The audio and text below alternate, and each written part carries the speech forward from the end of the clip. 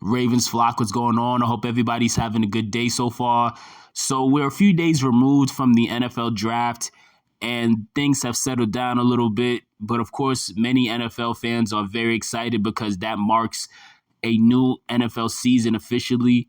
And many Ravens fans are very excited as well. But some Ravens fans, they seem to be very disappointed with how things went in the draft. I'm somewhere in the middle of the two. On a scale of 1 to 10, I would rate this draft class a 6 out of 10. Now, things could always change, of course. Like, we may fast forward a year from now and all of our draft picks from this year become like ballers and like premier players. You never know, right? Like, my ideal scenario is like we have a draft class similar to what the Detroit Lions had last year, where it felt like every one of their picks, even the picks that some people thought didn't make sense, almost all of their picks came right out the gate and looked like they were all competing for Rookie of the Year. So I would hope that would happen for us, but it's still yet to be seen. But as of right now, on a scale of 1 to 10, I would say a 6 out of 10. There were some picks that I really liked. Then there was some picks that made me scratch my head and was confused. But at the same time, we also have to remember that we're not a team with a lot of holes. We're a team that's in a Super Bowl window where we have a bunch of key pieces on both sides of the ball already established. And we're more so just looking for a few pieces to the puzzle here and there who could be plug-and-play players who can make immediate impact. So we shouldn't be surprised that we don't have a bunch of flashy picks, I guess is the best way to say it. But as far as like the guys we did pick up in the first round, we picked up Nate Wiggins, the cornerback out of Clemson. I like Nate Wiggins a lot. I think he's a dog. I'm very excited to see how he fits into this defensive scheme, especially considering the fact that he's going to have to compete with Brandon Stevens and Marlon Humphrey and Arthur Morlett and, you know, all our other guys for snaps. I'm assuming he's probably going to have to leapfrog Jalen Armour-Davis and Pepe Williams and Arthur Morlett, which I don't think is going to be hard for him. But then he's going to really have to compete with Brandon Stevens and Marlon Humphrey. I think he probably would be better than Marlon Humphrey at this very point because I think Marlon's kind of on a decline. But Marlon, because of his popularity and seniority, he's still going to be looked at as the CB1. I think Brandon Stevens has taken over the CB1 role, but I mean, that's another conversation. But either way, I'm excited to see Nate Wiggins play. I do think that EDC did do this strategically because of seeing the Chiefs pick up Xavier Worthy, and because Xavier Worthy's so fast and Nate Wiggins is also fast. But we also got to keep in mind that the Chiefs also signed Hollywood Brown, and obviously Ravens fans know how fast Hollywood Brown is. Like, to this day, Hollywood Brown is still like one of the 5 or 10 fastest players in football. So I do think this was a smart move considering how things played out. Now, this isn't what I wanted to happen. I wanted us to go tackle the first round. Like, I wanted us to pick up Jordan Morgan. That's what I wanted. But unfortunately, the Packers picked up Jordan Morgan a few picks before us. And then once they picked him up, I was hoping we get Tyler Guyton. But then unfortunately, the Cowboys picked up Tyler Guyton right before we did. So at that point, once the few first-round tackles who were left, who we realistically had a shot at, were taken off the board, I knew that the Ravens weren't going to reach at that point. Now, would I have liked for the Ravens to trade up to guarantee that we get one of those tackles?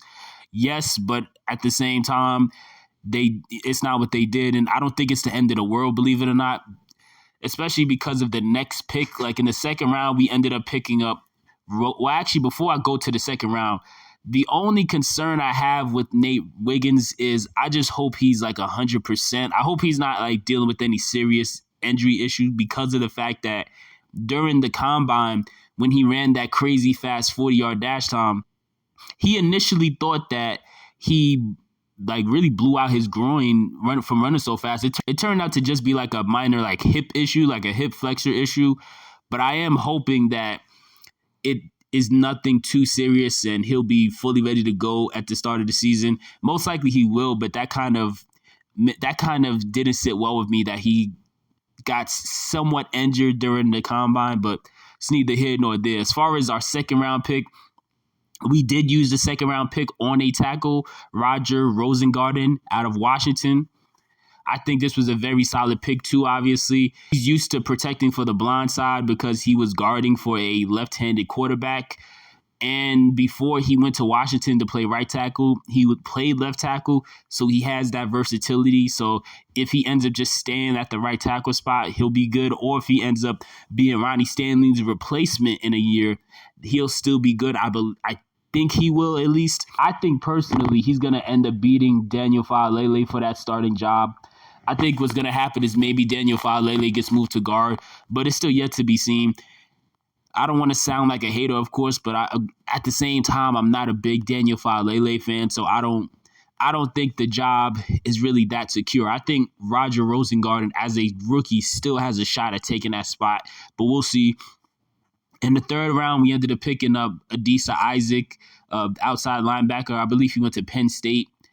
That's definitely an interesting pick. I don't know how much time he's really going to get on the field because I am expecting Odafe Owe to have a breakout season. You know, the Ravens picked up his 5th-year option. He's due for a contract soon.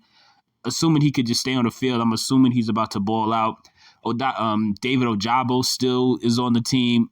If he could just stay healthy, there's a chance that he might ball out.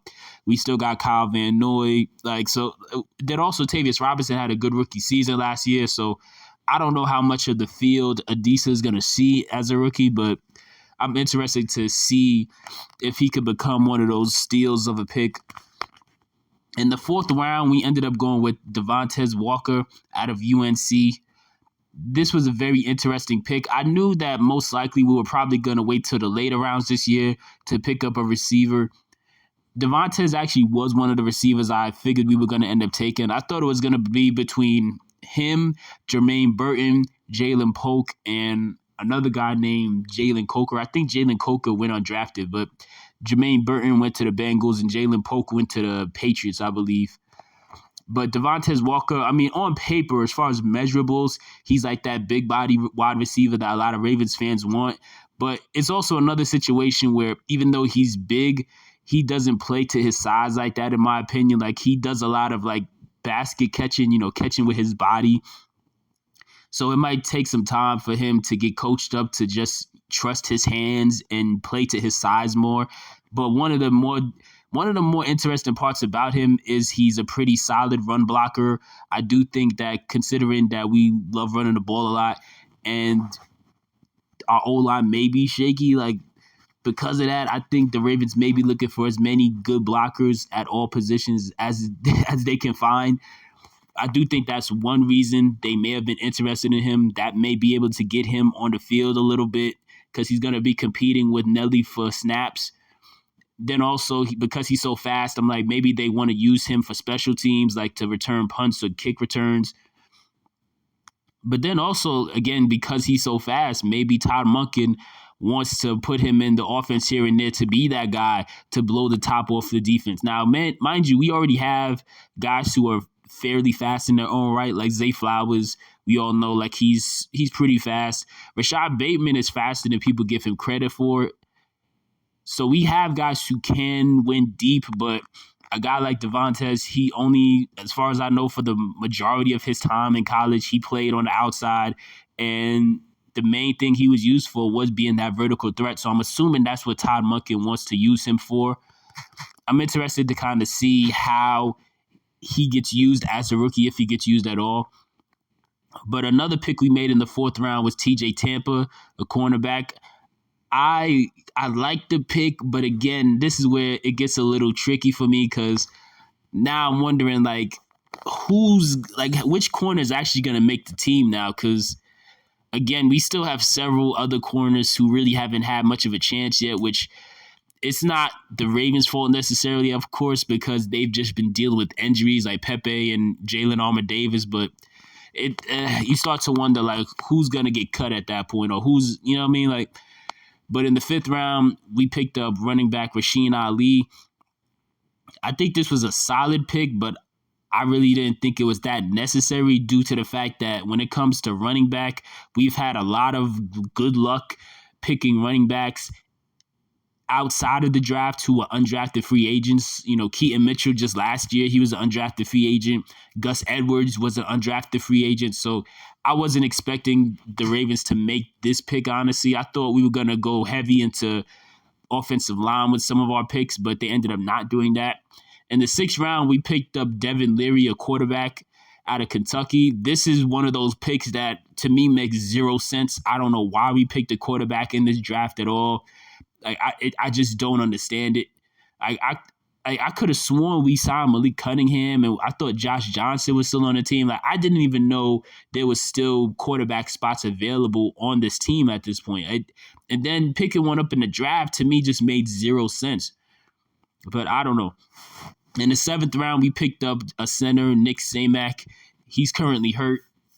I don't know what the Ravens' plans are. I'm assuming their plans for him are maybe next year, making him like the backup to Tyler Linderbaum, or maybe they want to move him to guard, or maybe, again, maybe they want to put him as the backup center and move Patrick McCarry to maybe one of the guard spots, or maybe a tackle spot or a backup tackle. I'm interested to see what exactly they want to do with him, or if he makes the team at all. And then in the 7th round, we picked Sanusi Kane, a safety out of Purdue.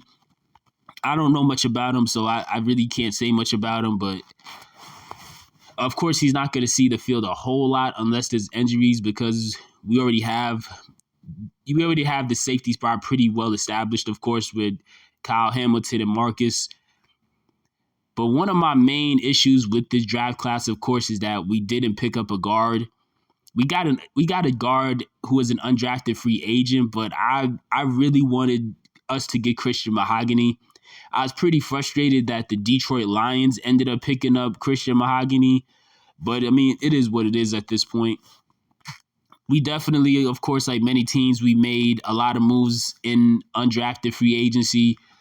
I'm not going to go down the list of people because it's just a lot of people, including names that most people just wouldn't know of.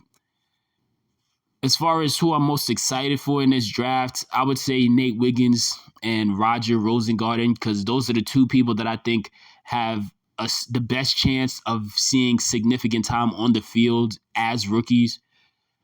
I'm most interested to see if Adisa Isaac actually gets on the field a whole lot. And I would like to see how he performs, at least in the preseason, just to kind of get a feel for what type of player he may end up being, or how Zach Orr tries to implement him into the defense. But again, overall, I think it was a solid draft, but like, it wasn't one of these drafts where we just were going crazy and trying to hit a bunch of home runs. It just seemed like a draft where we had a couple of key pieces or key positions that needed to be addressed, like cornerback. Even though it frustrates me that we pick so many cornerbacks and just kind of just discard them as well, like last year with Caillou Blue Kelly, but I know that most likely they're trying to move on from Marlon Humphrey. I'm assuming that's the plan. But we also needed offensive line. So the one thing that really did irritate me was that we didn't go heavy O-line in this draft. Like, I was expecting us to get at least one tackle and at least like 2 guards. That's what I was really expecting us to pick up, but it didn't play out that way. So it is what it is. Let me know how you feel about the draft on a scale of 1 to 10. How did you feel about the draft? Were you satisfied with all the picks? Were there any picks that you wish we had gotten that ended up on different teams? And which player from this draft class do you think is going to have the biggest impact right out the gate? So let me know in the comment section below.